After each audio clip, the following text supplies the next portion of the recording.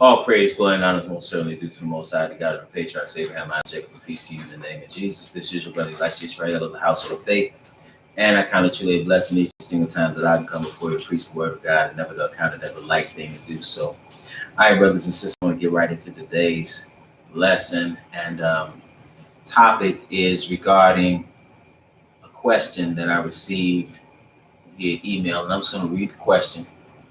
I'm going to say the name, but I'm just going to read the question. It says, I grew up knowing one man as my father, the man who raised me and who has been married to my mother, but recently found out through older family members that there's another man who was my bio dad or biological dad, and confirmed this with my mother and father who raised me. My mother was never married to this man, but I was conceived during a separation, not divorce, between her and my mother who raised me.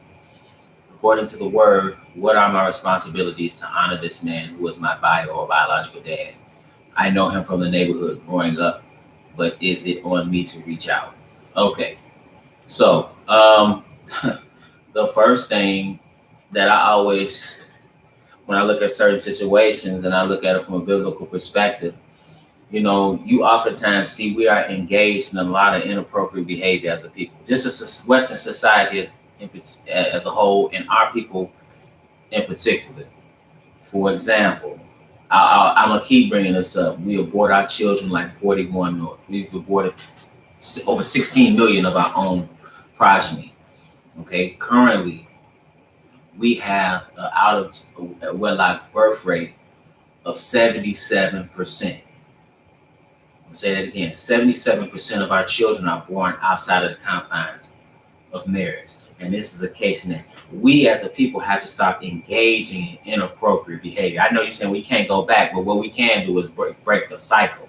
So before you get to dealing with how you should you reach out and address him, we need to first understand what got us in that situation, got you in that situation in the first place, or how that took place. Okay, and so when you say, just so we're clear, your mother was married to a man, and then during the separation, she laid with another man and got pregnant with you. Now, see, we should understand what that is. That is adultery. Okay, so let's call that what it is. That's adultery. When a woman lay with another man that's not her husband, that's adultery. See, one thing about it, like I talked about inappropriate behavior, one thing about it, the woman was made for one man. That's number one. Biologically, she's made for one man. That's the biology shows you that. Secondly, you see through Torah, you should understand that when a woman is married to a man or comes to be married, she should be a virgin, and that she is only that man. That's what it should be. Now, when you say it's a separation, let me show you the difference and why that's a problem. This is Deuteronomy, the 24th chapter. So we understand the biblical, what the Bible tells us about the whole situation, not just the last part, because I think we gloss over that. We gloss over, again, inappropriate behavior that gets us into situations, and we got to go back to get it. How did you get in that situation in the first place? This is Deuteronomy, the 24th chapter. We want to look at what divorce is, just so we understand how things are set up. Deuteronomy 24 verse 1, it says, when a man have taken a wife and married her, and it come to pass that she find no favor in his eyes, because he had found some uncleanness in her, then let him write her a bill of divorcement and give it in her hand and send her out of his house. See, so what is a divorce? A divorce is when a man writes a bill of divorcement, gives it to his wife, and sends that woman away. Okay, that is a divorce. If he sends her out of his house without a bill of divorcement, that is not a divorce. Some say, well, that's a separation. But guess what? You're still married.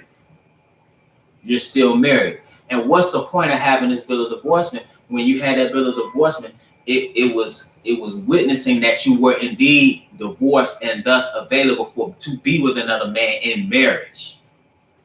See, we have to start looking at things how they're supposed to be.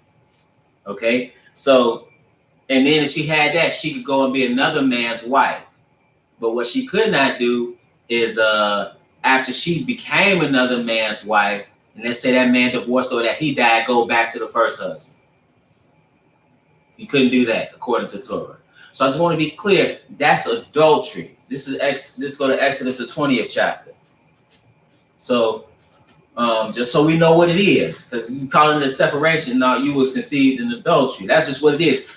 We're gonna find out who committed adultery too. But Exodus, the 20th chapter, verse 14, that's one of the 10 commandments. Thou shalt not commit adultery. Now let's see what the punishment for adultery was. Leviticus, the 20th chapter. Leviticus, the 20th chapter. We have to look at things for what they are. We gloss over things. Everything's looked at so lackadaisical. You have shows talking about paternity and who the father is and everything. Man, we are engaged in inappropriate behavior that has consequences for generations. We are in cycles of establishing families that are dysfunctional. I'm not saying your family is dysfunctional. I'm saying in the sense of that's the inappropriate behavior that we're engaged in is detrimental to us as a people. Okay? And what Western society is telling us is okay, what these movies are telling us is acceptable, is not. Leviticus, the 20th chapter, let's pick it up at verse 14. It says, and if actually, let's pick it up at verse, let's see, not 14. Let's see, give me 1 second. In verse 10, Leviticus 20 and 10, it says, the man that committed adultery with another man's wife. Okay, so that's what your biological father did. He committed adultery, and she committed adultery. Okay, it says, and the man that committed adultery with another man's wife, even he that committed adultery with his neighbor's wife, the adulterer and the adulteress shall surely be put to death. So this was actually a capital punishment, like murder was a capital punishment. You take some life. So when you commit adultery, both you, the wife that's married and sleeps with another man, and the man that sleeps with that woman. Okay, so we want to be clear. I don't see how we gloss over that. How we gloss over the inappropriate behavior that got us to certain circumstances in our lives, certain positions in our lives.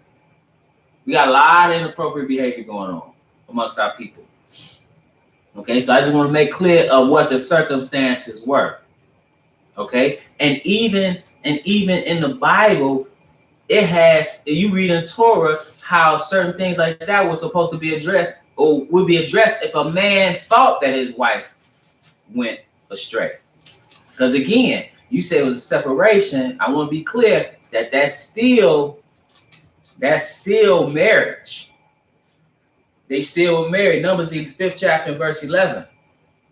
It says, and the Lord spake unto Moses, saying, speak unto the children of Israel, and say unto them, if any man's wife go aside and commit a trespass against him, and a man lie with her carnally, meaning like we just read Leviticus the 20th chapter in verse 10, and it be hid from his eyes, and it be hid from the eyes of her husband, and he be kept close, and she be defiled, and there be no witness against her, neither shall she be taken with the manner. Well, the manner is neither, in other words, she wasn't pregnant. Okay, she didn't get pregnant, but she done been with somebody. Then you see, and it says in verse 14, and the spirit of judgment. So there was no witness that saw it or that could attest to what happened, or she wasn't pregnant. Kind of like what David did when he committed adultery. When he committed adultery with Uriah the Hittite's wife, with Bathsheba, what did he do? She was taken with a match. She came back, said she was pregnant, so he tried to got Uriah there and tried to get him to go home. So he thought he would sleep with his wife, thus covering up the pregnancy. Okay, but nevertheless, it says, then shall the man. Verse 14, and the spirit of jealousy come upon him, and he be jealous of his wife, and she be defiled. Or if the spirit of jealousy come upon him, and he be jealous of his wife, and she be not defiled. So they went through, and then what would happen? They would go through this whole process. And I'm gonna skip down a little bit. They would go to the priest. Okay, they would make an offering, and it says in verse 16, and the priest shall bring her near and set her before the Lord, and the priest shall take holy water in an earthen vessel, and of the dust that is in the floor of the tabernacle, the priest shall take and put it into the water, and the priest shall set the woman before the Lord, and uncover the woman's head, and put the offering of memorial in her hands, which is the jealousy offering. And the priest shall have in his hand the bitter water that causeth the curse. So they went through this whole ritual, if you will. It says, and the priest shall charge her by an oath and say unto the woman, if no man have lain with thee, and if thou hast not gone aside to uncleanness with another instead of thy husband, be thou free from this bitter water that causeth the curse. But if thou hast gone aside to another instead of thy husband, and if thou be defiled, and some man have lain with thee beside thine husband, then the priest shall charge the woman with an oath of cursing. And the priest shall say unto the woman, the Lord make thee a curse and an oath among thy people, when the Lord doth make thy thigh to rot and thy belly to swell. And this water that causeth the curse shall go into thy bowels and make thy belly to swell and thy thigh to rot. And the woman shall say, Amen, Amen. So, in other words, if they would go through this, and if she had done anything, nothing would happen. But if she had done something, then the curse would go into the bowels, and the belly would swell, and the thigh would rot. Okay, so that I'm saying all that to say, because you have it to the point where this is not an uncommon thing. You have a significant percentage of pregnancies that, when you have paternity fraud, or you have somebody thinking they're raising somebody that you raising your child and it's not your child. That happens quite a bit. And then if you as a man, you go and you say you thinking that's your child, and you sign off on that birth certificate, in some places it's hard to get to reverse that. So this situation seems like they came to terms with it, okay, and he stayed and raised you. Now I don't know what circumstance, what he was thinking, or what was going on with him, but apparently he raised you as his own, and they kept that a secret. But at the end of the day, let's go to one more place though, a couple more places, but let's go to John. But at the end of the day, that's still your father. But I want to read this something about, again, just this inappropriate behavior. This is John, 4th chapter. See something that Jesus said to the woman at the well. John, the 4th chapter, and verse 15. It said, the woman said unto him, Sir, give me this water that I thirst not, neither come hither to draw. Because he was telling her about, because this ultimately was about how to gain everlasting life. But in passing, he says, Jesus said unto her, Go call thy husband and come hither. The woman answered and said, I have no husband. Jesus said unto her, Thou hast well said, I have no husband, for thou hast had 5 husbands, and he whom thou now hast is not thy husband, and that saidest thou true. So you got her dealing in adultery, and you got the man dealing in adultery. Okay? Let's go to again. We have to avoid that behavior, because that's the consequence of that type of behavior is the confusion that it causes. And it can impact a family in so many ways. This is Hebrews, the 13th chapter. I want to see something he said in verse 4. The author of Hebrews in the 13th chapter and verse 4, it said, marriage is honorable in all, and the bed undefiled. So that's good. Nothing wrong with a man and his wife, but it says something. But whoremongers and adulterers, God will judge. So you shouldn't. So like the man that was your father, there's no way in the world he should have been dealing with your mama. And you see that a lot. You see a lot of men that will go after a woman that is married. Because they looking at her like she low maintenance. They can get what they want, and then they don't have to be bothered with her. And they got another woman on the side. You got all kind of foolishness going on. We have to stop engaging in that foolishness. So again, it said marriage is honorable in all, and the bed undefiled, but whoremongers and adulterers, God will judge. Now your question, so you say, now understanding that the circumstances were wrong. It was illegitimate. Okay, and it was adultery. Okay, and then you grow up and become an adult, and and it's shown unto you. So you say, according to the word, what are our responsibilities to honor this man who is my biological dad? I'll tell you that. You can go right back to Exodus. Because just because the circumstances are what they are, and I don't know if they had an agreement, I don't even know if he knew. I don't know, what was going on. I don't, I'm not privy to all that, but one thing, let's read it here. This is Exodus, the 20th chapter. And this is this is Exodus, the 20th chapter. Because you say, it's my biological, as if it's not your father. Verse 12, honor thy father and thy mother, that thy days may be long upon the land which the Lord thy God giveth thee. So you should show him honor. Okay? You should show him respect. That's your duty as a child, to show your parent respect.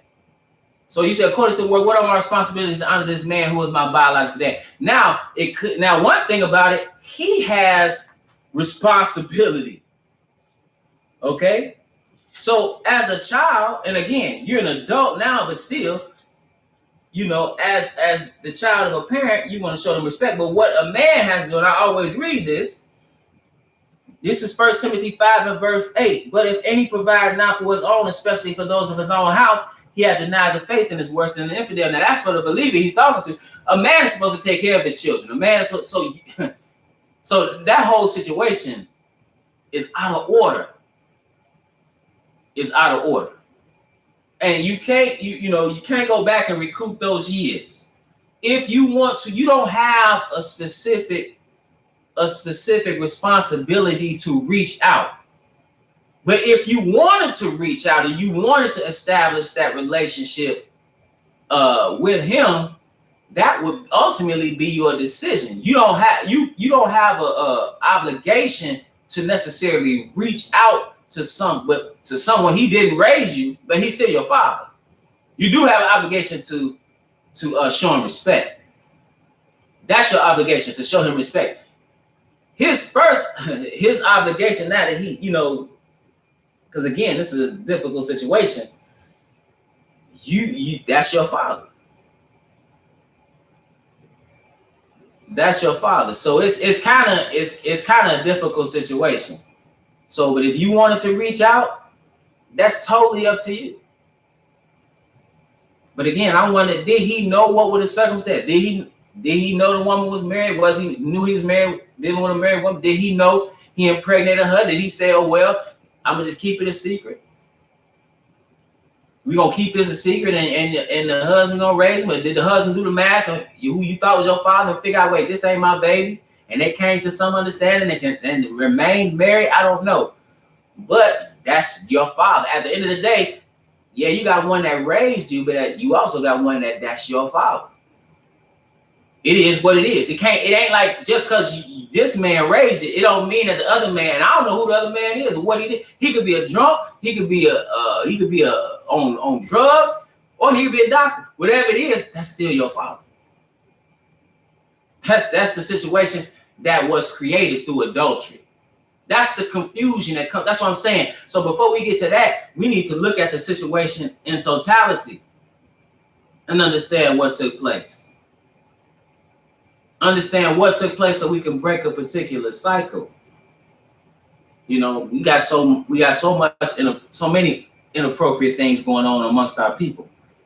All right. So I asked it. So that's that. Again, if you want to reach out, it's totally a personal decision. Your only obligation is to show him respect. Okay, as that being your father. Okay. Now, Todd Veal said, I was watching your last video. Why did God kill Moses? Well, let's go read it.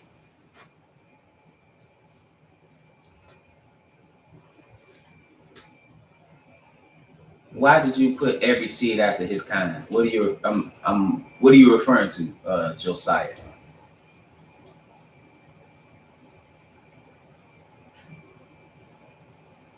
Are you? I'll let you. Okay. Oh, you took it out. Okay.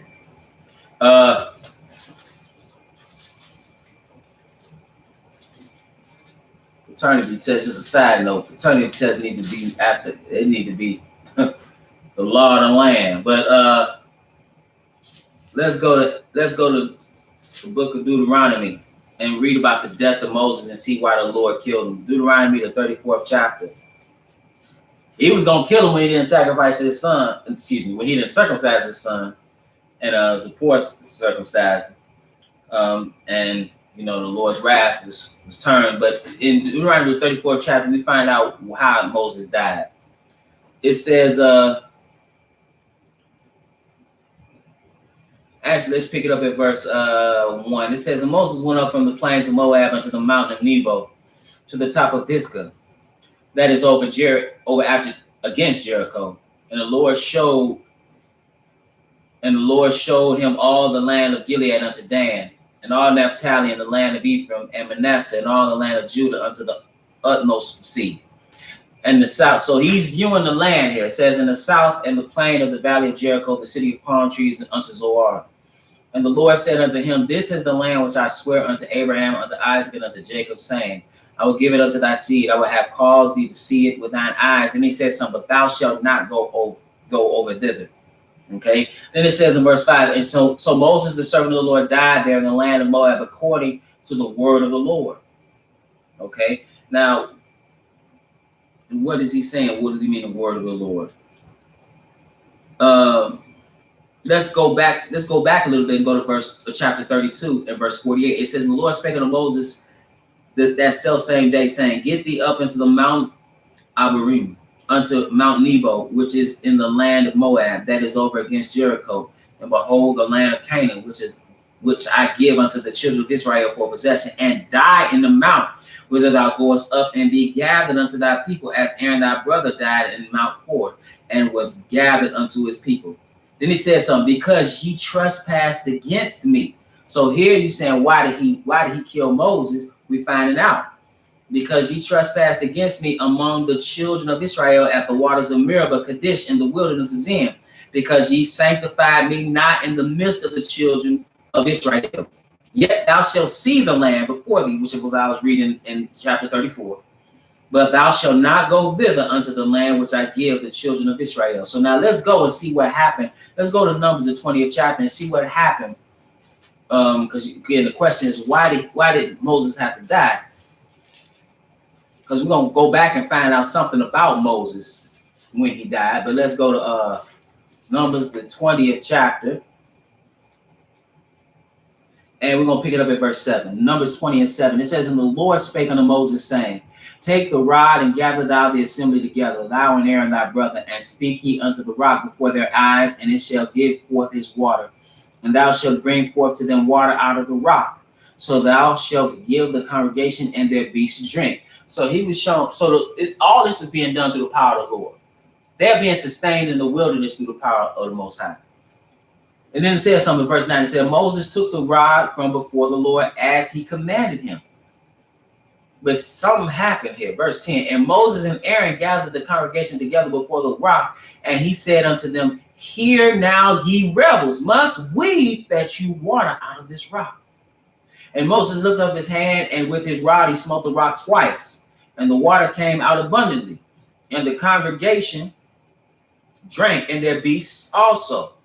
And the Lord spake unto Moses and Aaron, because ye believe me not, to sanctify me in the eyes of the children of Israel, therefore ye shall not bring this congregation into the land which I have given them.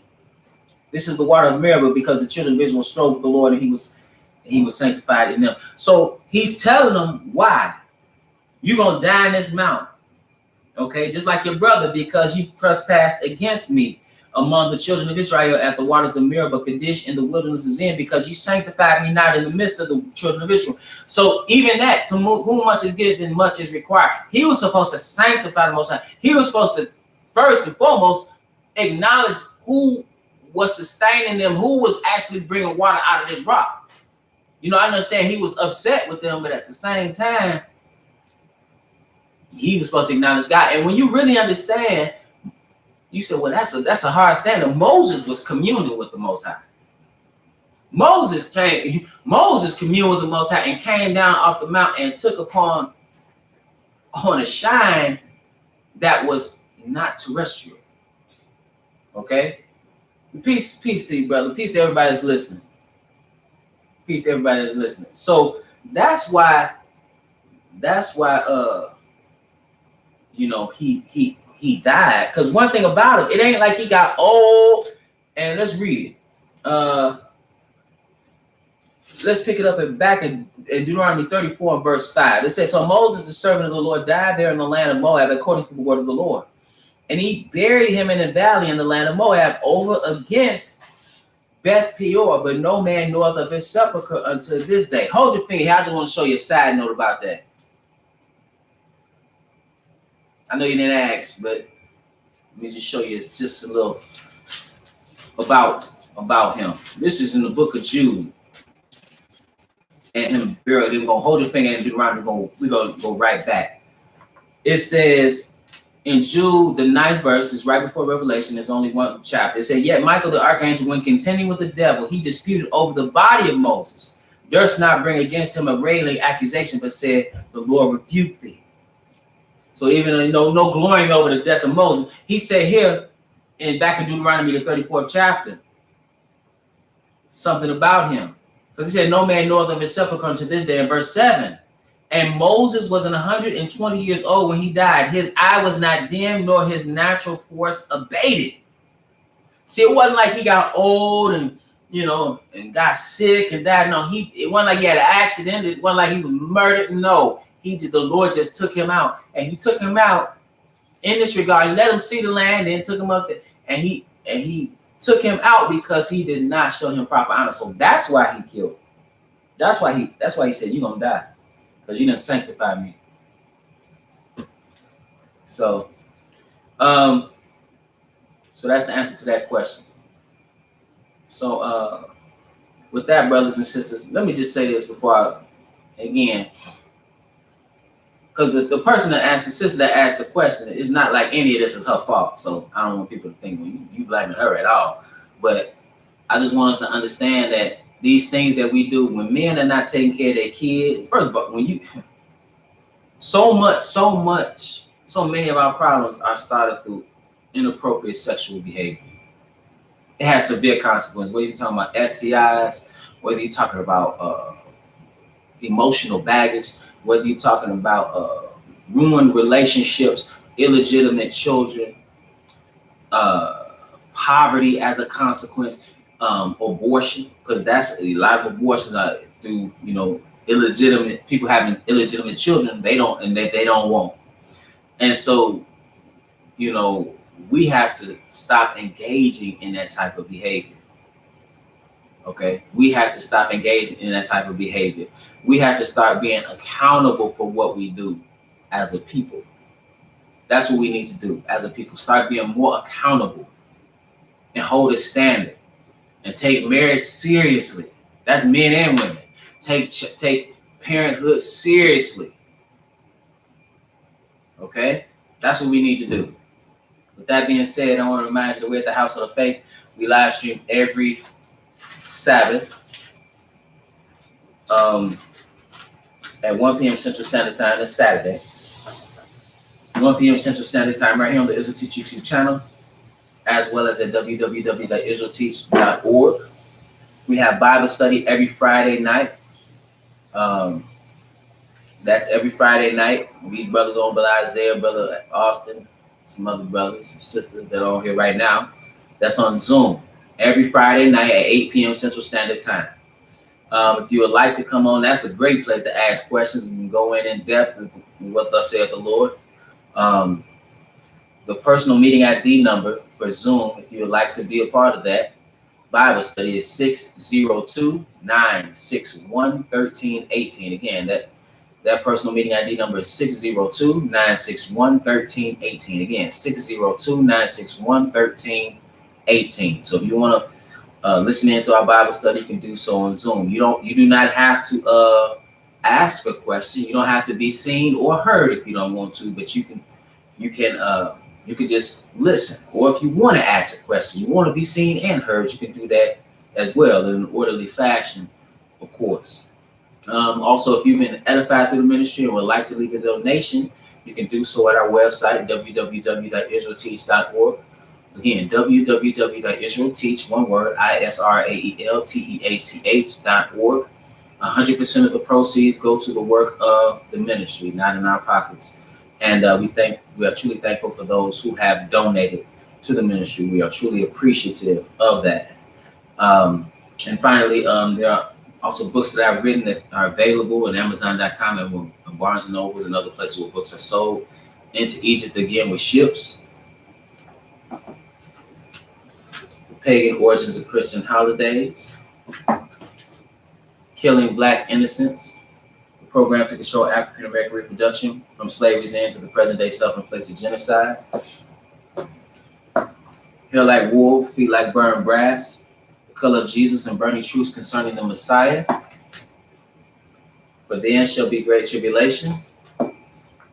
And In Defense of Biblical Polygyny. All those books, again, are available on Amazon.com, Barnes and Nobles, many other places where books are sold. And with that, brothers and sisters, it's always my prayer that you edify.